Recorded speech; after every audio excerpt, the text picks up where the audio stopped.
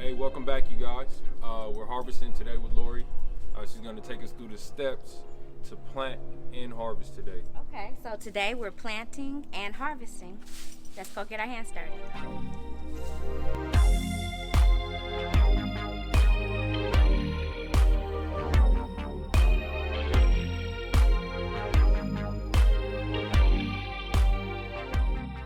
So tell me, see, we do have an empty plot over here. We do? So what are we going to do first? Well, we're going to separate the soil into sections for our seeds. Okay. But had we not been in this already prepared garden and we were in our home setting, when you buy soil from a nursery or one of your hardware stores, as long as you get an organic soil, it'll have everything you need in it. Okay. And then there are times during the planting cycle that you may need to infuse it with a few more nutrients that you can also find at the nursery too. Okay, cool. But so what about this soil? Is it ready to go? This soil is ready to go. So when you do the sections, It's always a lot of little hands having a lot of fun. We use this pole that the pole has paint marks on it okay. to help them not have seeds all over the place. Right. But for me and you, we'll just, see how nice and rich that soil is in there. And then they're going to, if they get the right nutrients in the soil, the right sunlight, the right water, Yeah. they'll bust open and start to look for the sun, Right. weather conditions, and different soil conditions, Right. depending on what you grow. But the internet is so full of all of that information. It's easy to, get it. The companion planting we talked about, Right. all that's online. What would be a companion for a chart?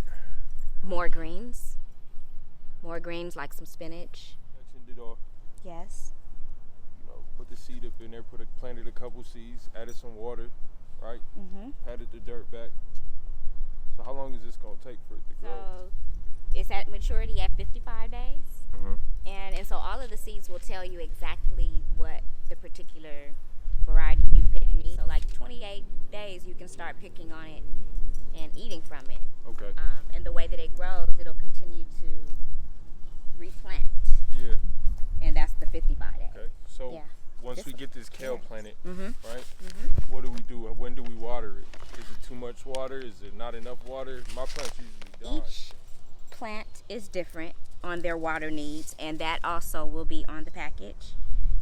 And this one says, so this is the kale, and it says it will thrive in moderately fertile soil, and then it needs good drainage. Oh, that's really key. At home, when you're growing at home, some of the pots come with fake holes at the bottom where you have to actually puncture those holes. You absolutely have to have drainage.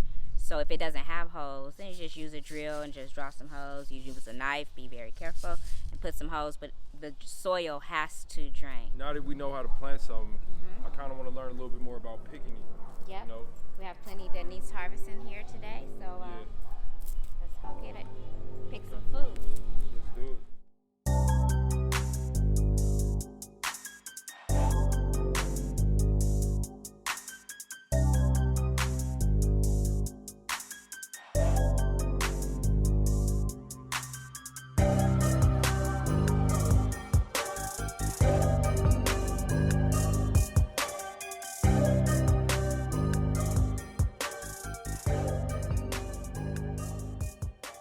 You kind of know when they're done. But I ain't never done this. So how would I know? Yes. So for starters, I would really use the internet as a resource. Okay. Because they will let you give you an idea based on the leaf size, and they'll also show you, help you count your calendar days, especially for something that grows in the ground like those potatoes. How do we know to go in there, when to disturb the soil to Exactly. go after it? Yeah. And so stuff like that we can definitely find on the Okay. internet. So is there a wrong way to harvest? There is. Harvesting, you don't, like for example, the green onions. You waste your harvest if you pull the whole green onion up. You can slice it and get a few more growings out of it. And I would say that would be a wrong way to harvest. Okay. Because you want to maximize the life of the plant. And see how deceiving it is? look at that, just that little bit of green, but it looks like it's as big as this one. Right. And this one has all these greens. So that's why, kind of reading and planning what you plant and understanding what you're planting and the life cycle of that seed is really important, so you can understand when it's harvest time. What are you looking for while you doing all of that? I was just kind of checking to see how big the bulb was, to see if I should pull it or not, because not all of them are big. And what's probably happened is, you know how we had different species of seeds of the chard? It's probably different species of radishes here. So all of them don't mature in the same time frame. Mm-hmm. So I was just checking to see what might have been ready. How do you know? It's a guessing game. Like, see, I pulled this one and he wasn't ready. He was not ready. But I think we did good. Yeah, that kale's ready to come up to the base of it and just pop it off. Ah, okay. And so this is one of those that you get all those leaves off the bottom. Right. And then see, these little ones will leave and it's just gonna keep growing. And then at some point this stalk will just be bare and there's no more kale. Then you have to replant, Mm-hmm. do the whole process over again. But imagine if this is in your yard, we've gotten enough for my serving, and then you'll get enough for your serving, and you have plenty more left. And Right. you just go out and you just pick it and let it keep going. So see how I got the base of that stalk to allow it, because anything that you leave, which is why you take dead leaves off, the plant is constantly in recovery mode. So it's trying to recover even with dead leaves on it. See that stalk now, how it's there? You let it keep replanting from, or re-sprouting from the center. And then, but once it grows into a tall stalk, it stops sprouting from the center. That's when it's over.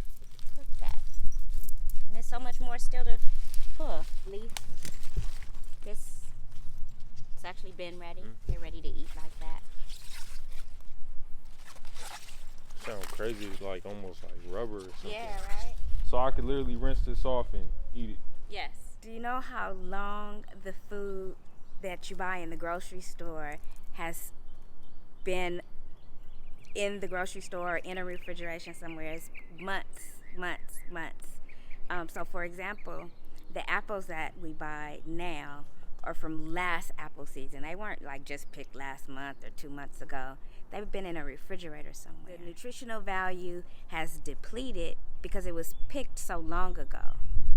And then they're probably not non-GMO, so that's a whole nother episode. This will last in the refrigerator for quite some time, but it's really important how you store it. You won't store it in, well, there's all these specialty plastic bags, but I'm not talking about those that are specifically made for produce.